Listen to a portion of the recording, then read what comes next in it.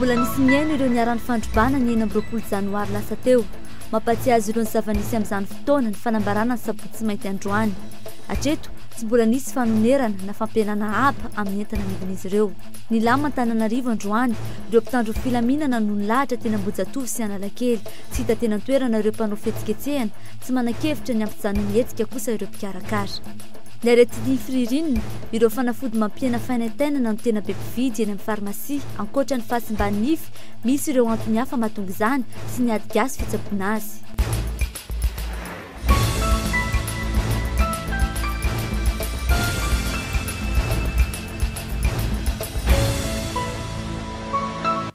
Tonga soa anatin'ny fampahalalam-baovao tompoky lasy tompoky vavy. Ampanasana no iarabananao sy anasananao naraka ny fampahalalam-baovao eto amin'ny Nikolo TV sy Nikolo FM hatramin'ny farany. Sabotsy ny andro rehefa toerana malalaka dia lasa kianja filalaovan'ny ankizy ka isan'izany ny fasana sy ny tokotany-pasana ho an'ny eto an-drenivohitra. Tsy ny ankizy ihany fa hatramin'ny olon-dehibe dia maro no mitady vola sy miala voly eny ambony fasana. Tsy matahotra na tsy mahalala ny zavatra mety hitranga noho ny fanaovana tsinitsiny ireny fasana ireny ankamaroan'izy ireo. Fanatetiany Ilta Asinjo. Naiza aleto an-drenivohitra na any anaty tanàna na amoron-dalana, efa zary mahazatra ny mahita ankizy mitaingy-pasana na milalao eo an-tokotany-pasana amin'ny andro atoandro. Manao fanenjika, milalao baolina, ankiafina sy ny sisa, tsy manana aiana matahotra ireo ankizy efa mpanao izany. Manao kanety, ringby, ankiafina, baolina. Dia mbola tsisy hoe nangarana nisy nanangatra anao? Mbola tsisy narandolo, tsisy narandolo mihitsy izay. Fasana. Dia tsy matahotra na milalao fasana? Tsy matahotra. Tsy matahotra ako. Ka satria ny maty tsy malala ny ninana iny. Na dia malaza amin'ny fatahorana ny hery miafina manodidina ny fasana na ny tsy ambaratelo fonosin'izy ireny aza ny malagasy toy ny angatra, ny lolo, ny matotoa dia maro amin'ireo fasana eto an-drenivohitra no efa toeram-pitadiavam-bola ka lasa fanasana sy fanahazana lamba. Ao ireo lasa toeram-pilokana anaovan'ny olona dôme, rami, pelote. Ary ao ireo lasa toeram-pialam-boly, lasa fampiarahana na fifohana rongony ireny zorom-pasana ireny. Ny mahatsikaiky aza, misy mihitsy ireo milaza fa fiarovana ireny fasana ireny no anaovan'izy ireo izany. Misy an'le mpanaraba zany a, feno taisiana aty, dia zany a misy an'le mpanasa lamba, manala lamba aty, satria ny olona pipi aty a, dia zay maty a tsy ananga-jamy mihitsy. Tsy ny rehetra nefa ny manana izany fahasahisahiana izany. Ao ihany koa ireo izay resy lahatra fa mbola mitoetra ny hery na ny asiny ireny fasana ireny na dia ety an-drenivohitra azy ka matahotra ary tsy sa manao tsinotsinona izany. Ka ny antony atorako tsy fantatra le fadifady amin'ilay fasana. Dia matahotra hoe sao dia misy manjoana rehefa dia matahotra. Raha ny lova-tsofina, ny tantara miampitatra amin'izay anefa, misy karazana tranga samihafa tsy hay azavaina manodidina ny tontolon'ny fasana. Amin'ny mahatoeran'ny razana azy ireny, dia misy vidiny ny fanimbazimbana azy hoy ireo mpitsabo amin'ny fomba gasy. Mety miseho eo ny vokatry ny fanimbazimbana ny jiny-pasana toy ny fiolanan'ny tenda na ny tefa-tsofina sy ny sisa.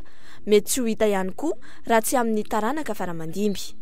Amintsika olombelona ohatr'izao zao hoe raha misy mandoto ny sanatsiny vilia nanana sakafo na misy manitsaka ny loha mety ho sosotra ihany sika olombelona raha hoe amin'ny mahafiainana amin'izao ka ny ohatr'izay ihany koa zany ireny hotaina fady izy a raha hotaina fady izy anaovana zavatra tsy mendrika ao atao a dia ny loza azo anazy misy karazany maro moa izy hoe misy ny mihola tenda, misy arahan'le razana fampetsaka fahaela atao, arahany mentsiny ihany koa ampitahoriny amin'ny andro alina, mieny aretina sy ny sisa tsy voatanisana moa maro karazana ihany izay.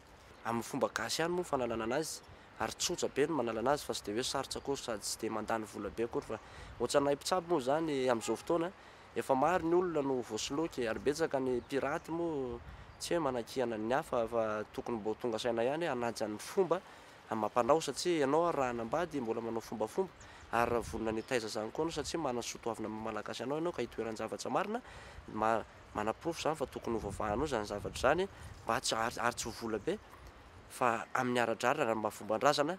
Ireo fasana tsy mifefy na mitangorongorona matetika ny lasa toeram-pilalaovana. Saika misy fasana avokoa ny isapokotany eto an-drenivohitra ary mbola misy aza ny manangana fasana hatramin'izao. Araka ny fanadihadiana natao, ireo tompo-pasana sarotsiny na izy ireo mamefy izany na miaro izany amin'ny fomba gasy. Mahakasika ny toetra ra eto andrenivohitra kosa indray androany nilamina tanteraka ny tetsy Ambojatovo sy Analakely ny hidiny kianjana Ambojatovo ireo mpitandro ny filaminana no nilahatra fa tsy nisy ny mpanao fihetsiketsehana na izany azy ny atraika mafy tamin'ny tsenin'ireo mpivarotra manakaiky ny Ambojatovo ny sabotsy miosindra ny tatao androany fanadiadiana. Nitsefitra ny sabotsy mainty nilamina Antananarivo renivohitra androany tsy ny mpanao fihetsiketsehana fa ny mpitandro filaminana no nilahatra teto afovoan'ny renivohitra na ny teny Analakely fa indrindra ny teto Ambojatovo. Ny hidy rojo vy ny kianjana Ambojatovo izay voalaza dia nilamina aza nefa ny tanàna ka tsy nisy bomba lakrimogène nipoaka androany dia nipoaka kosa ny tsenan'ny mpivarotra boky teto Ambojatovo. Nisy vokany tamin'ny tsenan'ny mpivarotra boky ny fisian'ireo miaramila ny rentina teny. Efa fantatra indray hoe tsy hisy ilay tsena raha vao misy an'ilay polisy gendarme reny aty aminay aty dia efa fantatra hoe tsy hisy mihitsy an'ilay tsena. Dia efa mampion-tsaina fotsiny izany aloha anatin'ny fitadiavam-bola tsisy arako inona ary ny atao. Ny olona natao hoe tsisy ninina araka mahita ilay camion miaramila sy ny ohatrany mivezivezy dia efa matahotra. Ny maraina nangina ny tetỳ amin'ny manodidina niverina tamin'ny laon'ny tsikelikely izany ny misandratr'andro. Nizotra tsara ny fifamoivoizana, ny vezivezy ny mponina, ny toetra kosa ny ororo. Nampatsiahan'ireo lanjan-tsaina tokony kolokolotsika malagasy ny tranga tahaka izao. Tsara le izy raha hoe milamina tsy mikorotana satria manahirana ihany mieritreritra zany hoe samy malagasy mifamono sy mifandratra zany nefa le izy tsika ohatra nefa very zany le fihavanantsika malagasy amin'izao fiainana zao ary vaza manaiky ataon'olona fitaovana mamerona amin'ny tsara izay zany tena afatra mivalehibe ho an'ny namponao politika na le tanoranora mitovy amin'ny tena indrindra fa le zokizoky ireo misy miteny indray zao indray ahoana matetika le zoko misy nohatra mitarika nefa le tanora mora marivo kely zay isainy azo azo aza marona amin'ny ratsy fa ny tsara eritreretina. Andriamanitra zany mahita zavatra ho antsika rehefa endritsika. Anao ahoana ny amin'ny herinandro? Mbola ankamantatra io. Niraisan'ireo rehetra mamelo tena ety Analakely sy Ambojatovo hevitra kosa fa mafy tamin'izy ireo ny 3 andro tsy nahafahana nitady volam-pilaminana teny etoerany tamin'ity herinandro mivaliny ity. Mbola eo amin'izay lafin'izay hatrany mampatsiany tamin'ny 9 Janoary 2024 ny androany izay voalaza fa naika hisy ikonokony na sabotsy mainty miosindra ho an'ireo trano lehibe fivarotana eto andrenivohitra. Nanao ahoana kosa ary ny an'izy ireo izany androany harovy hatrany fanadiadiana. Androbana fahaverezana entana maro izany no niantra tamin'ireo mpivarotra sasany tao amin'ny toeram-pivarotana teknôlôjia vaovao iray tao Behoririka ny 9 Janoary 2024. Tsy mbola nitsy anefa ny fanonerana azy ireo arak'izay nampanantenain'ny fanjakana. Raha ity toeram-pivarotana iray notsidianay dia tsy nisy noraisina intsony na ireo entana na ireo toeram-pivarotana tamin'izany fotoana.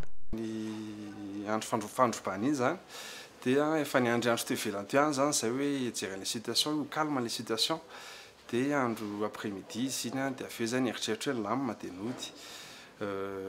Kinanjo amin'ny any amin'ny efatra sasany amin'ny 5 sasany misy miantso hoe voaroba ansitika. Moa izay tafaverina aty efa perte totale tonga dia ataontsika totale satria hatramin'ny vitrine raha vakiny zareo tsisy niraisina mihitsy zany tena marina. Estimation tena betsaka mety hoe teny chiffre mety hoe misy milliard raha ohatra hoe satria izay magasin maromaro zany le électronique. Raha malala le zavatra nitranga zany dia efa nisan'ny teny tamin'iny moa zany nampanantena nisy tompona andraikitra manam-pahefana tompona ndraiky mpanjakana efa nanam-panantena zany ho an'izy hoe hodeteo machine izay rehetra fandrobana tamin'iny dia akinina amin'izay teny tompona ndraiky mpanjakana anazy zay zany le afatra zany hoe meno ho zany zay. Raha ho an'ny androandroany kosa indray dia mizarazara ny fahanapa-kevitra ireo mpivarotra. Amin'ny ankapobeny nefa dia efa nanamafy niditra anao avokoa ireo toeram-pivarotana ary efa nametraka fiarovana matipaika amonjen'ireo entana raha sendra misy korotana tampoka. Dia tsy maintsy nisokatra any zay zany satria ny client koa misy dia zana zany tapakandro maraina zay no nivo. Ny tsaoko aloha zany mampely an'izay misy fataovan'izay fa raha izay natao anatiny ka aloha zany somary hoe ny confiant kely any zany ny miaramila sy ny manam-pahefana koa efa mivezivezy dia tsy dia hoe misy atahorana zany zay kasy raha ohatra sanatria mitranga. Zany efa niomana efa ela dia efa avy nanao entraînement kely koa zay teo hoe raha raikitra ny alerte dia 5 minutes ihany dia efa voatoana ny entana zany raha atao magasin dia efa misy olona natao anaramaso zany any amin'ny centre ville any dia miantso fotsiny izy misy azy zao fa olona dia magorona tsara. misy kosa nefa ireo nanapa-kevitra ny anidy tanteraka ny toeram-pivarotany mihitsy vitsy raha teo ireo mpanjifa mihoatra amin'ny isan'andro. Mety any azy aloha amin'ilay hoe matahotra any ny après-midi azy aiko mivoaka fa maraina zany ny andriandro dia ohatrany tsy nisy dia ho an'ireo mpivarotra eto izay fa tena mivelona amin'ity asa ity andrandran'izy ireo hatramin'izao ny fijerena manokana ny fanonerana ny entany simba tamin'ny raharaha 2024 nafarafaharatsy ny fampiarana ilay tsy fandoava-ketra amin'ny entana ampidirin'izy ireo avy any ivelany. Rehefa natao ny fifampidinina tamin'ny mpitandro ny filaminana dia nahato ny hetsika saika natao teny Ambohijatovo ny arahana tamin'ny MTFF. Nanamarina ihany koa Andriamatoa Andriamseza Alain fa nahazoana lalana soamantsara ny hetsika saika natao saingy ny ninino foana no ny fampitandreman'ny Moreg fa mety hisy ny araroatra io hetsika io mba hitariana fanakorontanana. Nanapa-kevitra zahay nampiantony le hetsika tokony atao ny hetsika natao tamin'ny sabotsy androany io zany a no ny antony maro samihafa. Ny voalohany moa zany dia ozy zay hoe azona hita olo le fangatahana rehetra na dia somary tara ary a aongamba ho ampiseho hitanareo rehefa aveo a fangatahana atao tsamanitra dia nahazo ana tsamanitra zay a nangataka tsy mangataka moa zany fa nefa fanambarana tany amin'ny préfet zay a dia isorana ny préfet fa azo koa fa somary taratara noho ny adefitra mbola nandeha dia nevitra zay fa tsy tokony atao tsony le fihetseham-bahoaka satria tsy feninay mifepetra hoe azahoana manao azy atsakasy andavany eo amin'ny lafo ny fiarovana ny fihetsiketsehana tsisy ny korotana sy fiarovana ny ireo zay mivory ao anatin'le fihetsiketsehana zay voalohany. Faharoa dia fantatsika moa fa zareo Moreg dia nanao fanambarana conférence de presse ny alarobia hariva nilaza hoe izahay dia mahita fa atonga korotana ny fisian'ny hetsiketso satria ao amin'ireo hanao fihetsiketsehana ireo dia manana misy tetika ratsy hanaovana korotana eto Antananarivo, misy grenady ao, misy bomba ao, misy kalaknikov ao, nanana profo mazava zany a everiko fa rehefa misy an'izany dia aleo ampahendrena ny anaovana azy a nanapa-kevitra hoe ho ajanona ihany koa le izy satria aleo aloha samborina zany ireo terroriste ireo. Aleo samborina ireo a dia aleo hiataka ny grenady a, aleo hiataka ny bomba, aleo hiataka ny kalaknikov a dia aleo hanao ny hetsika amin'ny fomadio amin'ny fitiavan-tanindrazana ny vahoaka malagasy. Zay zany mahatonga ny nanao io. Raha izay moa zany le terroriste dia samborina zay ohatra ny samborana ny laza dia na misy tsy ara-dalàna fa vitantsika eo zany amin'ity herinandro ity zay eto Antananarivo moa fa tsy miala maka izy. Zay zany no mahatonga anay a ireo lafiny ireo no nahatonga anay nanembitra azy. Zay no zava-dehibe. Ny zavatra tokony ho amaritina keo amin'ny lafiny foto-kevitra dia ilaina ny manamafy amin'izao fotoana izao fa ny tolo-kevitra neka niainga tamin'ny mpizaika any mpizaika ny tolo-kevitra zay nokarakarain'ny FFKM fivoriana fa tsy an'ny FFKM ny tolo-kevitra zay nokarakarain'ny mpizaika ny fivoriana. Tompo-kevitra zay zany. Fantatra moa fa ahemotra amin'ny asa botserin'ny androany io famirim-bahoaka io ka ao Antsahamanitra no kasain'Andriamatoa Andriamseza Alain anatanterahana izany. Ny anjara asan'ny fokon'olona amin'ny fiaraha-mametraka fiarahamonina milamina ny ametrahana filaminana maharitra ireo no antony fanamafisana ny fiaraha-miasa amin'ny andro masom-pokon'olona ataon'ny polisy-pirenena ankehitriny. Niona tamin'ny andro masom-pokon'olona teo amin'ny boriboritany fahavalo sy fahatelo ny ministry ny filaminana anatiny Rakotondrazaka Arsena alina nojerena akaiky ihany koa ny fomba fiasan'ireo polisy amin'ny alina mba tsy hitanon'izy ireo amin'ny resaka fanakanana fiara eny amin'ny arabe fotsiny fa mba hitinan'izy ireo hatrany amin'ny lalakely sy ny elakelan-trano fanazavana. Fa eo alohan'ny fanetsiketsehana ny fokon'olona amin'ny fametrahana ny tena fandriam-pahalemana fa ary manaraka izay koa moa rehefa tonga saina koa angeny vahoaka fa tsy tokony ho taritaritin'ny olona any amin'ny sisiny any hanao zavatra tsy mety a dia fa zay koa no tena zavatra ngeza be mahatsiaro tena izy fa hoe olo-pirenena mahavita tokony hanao ny didiny a amin'ny tena amin'ny lalana misy azy indraindrindra hoe manaraka ny toronina moa sy tia ny toro-lalana ataon'ny fitondrana misy ny zavatra objectif angeny amin'izao fotoana izao tsy misy mieritreritra zany hoe hanteha-mbola hanao zavatra hafa any ambadibadika any fa dia hoe hidirana mitresaka any amin'ny 4e république zay. Marina moa fa sara avy any amin'ny polisy-pirenena no afaka nantanterahany iny fanadihadiana iny fa hivadika lafim-baovao hafa kosa indray isika rehefa misy bevoaka saririnina ihany no mamparary nify samy manana ny heviny ireo mpandala ny enti-paharazana sy ny siantifika fanadihadiana. Rehefa ririnina no mazana hitrangan'ny areti-nify maro anefa ny mbola mihevitra fa ankoatra ireo antony ara-tsiantifika mahatonga ny areti-nify toy ny tsy fampiana calcium sy ny tsy fikojakojana ny aty vava rehetra dia misy ihany koa ireo antony mbola tsy voazava mahatonga izany. araka ny finoan'ireo ray aman-dreny mety hamparary ny ihany koa na dia ny fisian'ny bevoka amin'ny fianakaviana. Tena mitombo zany tena anina fomban-drasana koa. Vao misy mitaika dia marary ny dia tsy afaka manafina. Raha tsy mitody tena le bevoka hoe any tsy sitana ny finda tsy mipatatra hoe iny le kipo fa mipoto. Dia rehefa gasy tratran'izany daholo. Miteraka hevitra izany na zava-misy aza tsy voapirofo ara-tsiansa ary mbola ilana fikarohana. Somary mampimeka ihany le fanontaniana nefa ny eo ihany moa le fahendren'ny tolo ka tsy raha le vehivavy no mety hoe tsy ampy calcium dia arary nify eo no mety ino ihany fa raha le olona ao an-tokantrano mino angamba ny hafa tsisy fandraisany loatra zay angamba mbola mila fikarohana afaka hiteny kosa hoe tsisy fanazavana ara-siantifika satria mbola tsisy nikaroka le izy. Raha amin'izao vanim-potoana ny ririn'izao dia mibetsaka tokoa ireo mpividy fanafody nify ka mahalafo plakety miisa 10 isan'andro eo ity fivarotam-panafody iray ity ho an'ireo sokajy fanalana fanaintainana noho ny areti-nify. Samy vahaolan'ny fiarahamonina amin'izany na ireo mpivarom-panafody na ireo mpivarotra raokandro malagasy. Raha ho an'ireto farany dia ny savony hazo sy ny sira hazo no ody olo-manara mampangirana ny nify ary manamafy hatramin'ny akanjo nify. Mora ny vidiny ary mbola be mpampiasa. 500 ariary ny singany iray izay azo iborosiana nify intelo. Maka rano amin'ny kopy dia atao anaty rano aloha le borosy nify. Rehefa misy an'iny rano iny izy dia alaina amin'izay le savony hazo. Dia somary atsoboka le manao anaty rano kely koa. Dia vita izay dia kosikosehana amin'izay. Dia mandroatra ohatran'izao izy.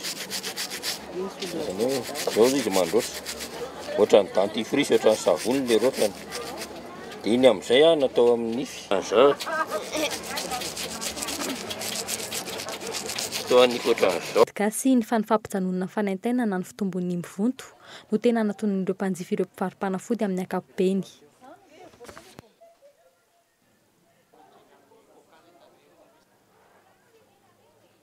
Eo amin'ny lafiny fampianarana kosa indray, 2 andro mialohan'ny fanadinam-panjakana BEPC mikatroka amin'ny fanomanana fitaovana ireo mpianatra sy ny ray aman-dreny. Ny fijerenan'ny efitrano anaovana ny fanadinana sy ny fividianana fitaovana vaovao hoenty miatrika izany no malaza androany tsy toy ny isan'andro amin'izao vanim-potoana hiafarany ny taom-pianarana izao ny tsenan'ireo mpivarotra fitaovam-pianarana. Andro fiomanana farany ho an'ireo mpianatra 3,707 sy 3 hetsy manerana ny nosy anala ny fanadinana BEPC. Miaraka ny ray aman-dreny sy ny zanany mijery ny efitrano anaovana ny fanadinana. Androany atoandro, somary vitsy izy ireo tetsy amin'ny lycée Rabearivelo. Ho an'ireo nijery izany androany, ny mba hanana tontolo andro milamina rahampitso no antony mba ahafana mifantoka amin'ny fanadinana ny alatsinainy.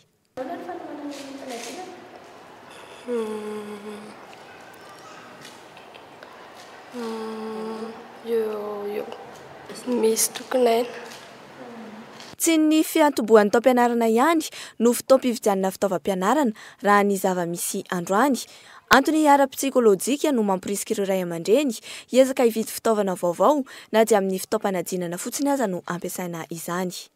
Mba hampandeha tsara an'ilay varim-panadinana, tsisy fanadinana atao, tsisy fanahina dia aloha stylo vaovao mihitsy dia crayon vaovao, compas vaovao. Fotoana farany mba isian'ny mpividy fitaovam-pianarana vaovao izao mialohan'ny fialan-tsasatra lehibe. Na izany aza, isa-taona miakatra ny vola miditra amin'ireo mpivarotra rehefa 2 na 3 andro mialohan'ny fanadinana toy izao. Androany kosa sy mba ny resaka politika ny tsena. Matin'le tsahony gendarme, le sabotsy mainty gendarme. Na izany aza, laza ny sokatra vao maraimbe ireo mpivarotra ireo amin'ny alatsinainy, iandrandrain'izy ireo fa any vao maro ny mpanala fanadinana hividy fitaovana vaovao. Ireto farany, izay katroka avy hatrany ny taranja malagasy amin'ny alatsinainy ho avy izao. Mbola amin'izay lafiny izay hatrany tapitra ny taom-pianarana, saika tamin'ny herinandro ity nanao veloman'ny taom-pianarana 2,24 3,24 ireo sekoly mitezaka longa eto Andrenivohitra. Nanatrika fety famaran'izany tamina sekoly iray teto Andrenivohitra ny mpanao gazety teto amin'ny Cool FM TV io maraina io. Raha toka efa teny amin'ny fialan-tsasatra ny sain'ny ankizy, manomana ny sain ireo ray aman-dreny hiatrika ny taona ho avy kosa ny sekoly. Mikadona ny fialan-tsasatra. Fialan-tsasatra voalohany ho an'ireto kolonga ireto. Inona ny zavatra hainy nandritra iny taona nolalovany voalohany tany an-tsekoly iny? Nataona ireo any am-pianarana? Ndriky firy taona? 3 taona. 3 taona. Ialahy zao rehefa lehibe anao iny?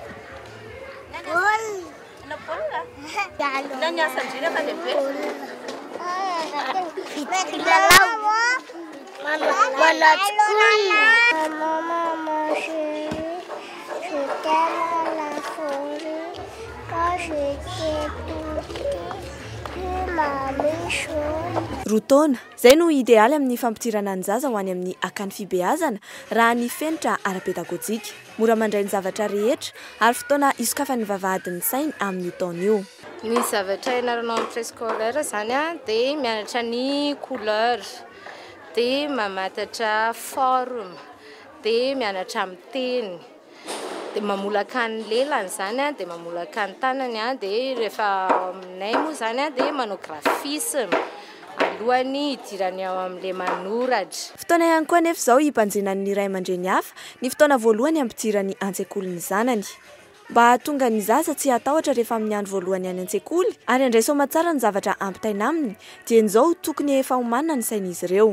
Zay zany ilay fanabeazana amin'izao fotoana izao tompoko dia ilaina mihitsy ilay fifampiresahana eo amin'ny ray aman-dreny sy zanaka ka na kely ary ilay zanakitsika marina fe tsy hatakatra resaka be izy fa mizara tsika ray aman-dreny amin'ny fifampiresaka amin'ny zaza matoly ankizy mitomany amin'ny andro voalohany na mandritry ny herinandro voalohany ianarany dia eo aloha misy an'ilay hoe zaza efa zatra niaraka tamin'ny ray aman-dreny foana tany an-trano dia nefa tampotampoka olona tsy fantany no metrahana anazy dia me logika ihany raha ohatra hoe hitomany ilay zaza. Ny zavatra tokony préparen'ny ray aman-dreny zany raha piditra ny zanany hanao préscolaire raha izay mihitsy ilay zaza vao hianatra dia voalohany indrindra aloha manana confiance amin'ireo mpanabe. Nampiseho ny talentany ireo mpianatra kely, ireo ray aman-dreny kosa niara-ny sentona hita ireo kolongana nanao fety mialohan'ny isomebisebena indray amin'ny fanomanana ny taona ho avy sy hiatrena ny fisoratana anarana izay efa misokatra sahady. Antsatony kalona namarina ny fanomboana ny fankalazana ny fahazato taona ny mpanoratra Dox Razakandriainy. Nameliny izany ireo tanora mpikambana amin'ny faribolana sandratra ka tonga nameliny izany ankira. Fanadidiny Nalsosombony eny. Izy ty mianjaanja eto anivony kianja. Ireo tononkalo tsy mbola fantatry ny be sy ny maro na ireo inédit no noveloma indray tao amin'ny efitrano fandraisana hetsika ny CGM io tolakandro io. Feno ireo seza niarany any indray ny sorakanto ny Dox ireo mpijery niarany salana moka ny tsy mbola fantatra tamin'ireo amboaratononkalo ihany koa ny tanora avy ao amin'ny faribolana sandratra. Antsatononkalo no endrika nomeny ity tapakandro iray natokana ho an'ny Dox ity. Izao moa zany hoe fotoan-dehibe amin'le fahazato taona fankalazana fahazato taona naterahan'ny Dox dia izay hoe manina moa raha tohizanako zavatra fanaontsika isam-bolana ihany le izy dia ny fantana tononkalon'ny Dox zay maro ny mbola tsy fantatry ny olona amin'ireo misy efa fantatra ihany dia izay no volavolainay hoe ho aseho tambolohany aloha tsanga tononkalo mihitsy nieritreretina hoe karazana misy teatra kely mihitsy zany fa saingy tsy tratra moa le izy fa antsatononkalo hitanao teo reny hoe mbola indraindray mbola mamaky tononkalo le mpanonona indraindray moa fa misy mahay fa ny tena eritreritray zany hoe tsy maintsy ho atao tsanga tononkalo ihany izy ty atsoatsy. Teraka tamin'ny 13 Janoary 2024 i Dox na i Jean Verdi Salomon Razakandriaina. Efa niantso azy hatrany kely ny kanto ka ny soratra no tena nanavana anazy. Efa nanoratra tantaran-dampiazo 14 ihany koa izy ka ny 3 ihany no efa natonta. Teny zava-maneno sy mpamorikira ihany koa i Dox, 20 no boky no soratany efa nivokatra izay. Raha mbola eo ianao ka ho teneninay ry teninay dia tsy ho foana izahay. Izay fehezan-teny fanandratana ny teny malagasy izay ny loha hevitra noraisina notsoahana avy amin'ny tonokalon'ny Dox tamin'ity taona ity. Nampiarahana tamin'ny famaranana ny volan'ny teny malagasy ihany koa ity fankalazana ny fahazato taona naterahan'ny Dox ity. Mitombo iraindray ireo gazety an-tsoratra eto andrenivohitra l'Austral. Io no anarany nomen'ity gazety vaovao mivoaka isan'andro manomboka ny alatsinainy ho avy izao ity. Ny lahatsoratra amin'ny teny frantsay ka misy dika amin'ny teny malagasy izay no mampiavaka azy. Tsy manana firehana politika ary miezaka ny hamoaka ireo vaovao rehetra mety hitranga fa indrindra ny famoahana ireo vaovao pasitra no isan'ny tanjona apetraka ity gazety vaovao ity mandray anjara amin'ny ady amin'ny tsy fananana asa ihany koa ny Austral raha ny fanazavana azo avy amin'ireo tompona andraikitra fa indrindra ny fampitovianjo ny olona rehetra amin'ny fizarana ny hita sy ny vaovao. Le antony mamoronana an'le gazety zany amin'ny voalohany dia hoe aparitaka an'le information zany zay misy zany izy hoe régional sy ny local. Le sady ny antony nanaovana an'izy koa zany zay zany naremarque hoe rehefa misy vaovao amin'ny teny frantsay tsy midika amin'ny teny gazy zany le izy. Dia iny zany tena but principal hoe izay vaovao mivoaka amin'ny teny frantsay atao amin'ny teny gazy dia izy amin'ny teny gazy sy mivoaka amin'ny teny frantsay zany amin'izay dia ny olona tsy dia mahavono teny frantsay loatra zany mba mahazo an'le vaovao mitovy amin'le teny frantsay zany. Dia le but araka ny lazaiko teo koa zany le vaovao avy any amin'ny faritra rehetra eraky ny Madagasikara zany mba tiana ahoana moa zany hoe aparitaka mba mora kokoa zany zay zany le izy. Dia troisièmement zany amin'le resaka an'le hoe connaissance à savoir zany ny anay zany tsy hoe amin'ny information fotsiny hoe ampianatra amin'ny vahoaka an'le zavatra misy atao amin'ny Madagasikara sy ny ivelany. Ensemble bâtissons une grande nation, io no lohahevitra mampijoro ny gazety L'Austral. Fa hivadika eo amin'ny pejy ny fanatanjahantena kosa indray isika. Nantanteraka valan-dresaka ho an'ny mpanao gazety etsy amin'ny 67 hectares ny club Lyon Force izay mivohy ny taranja kickboxing. Valan-dresaka izay notariny Maître Gilbert mpitantan'ny club ary nahitana ihany koa ireo atleta anisany nandray anjara amin'ny fananana izay karakaraina amin'ny 3 aogositra ho avy izao. Grand défi no anarana ampitondraina ny hetsika izay atao amin'ny Taomakorondrano ahitana fandraisana ireo pikatroka ia 5 ko avy any indrindra eto Madagasikara. Mampiavaka azy amin'le hoe madefy azy dia ireo izay elita zany hoe ireo izay vedety zany no mifanandrana amin'ny fotoana io.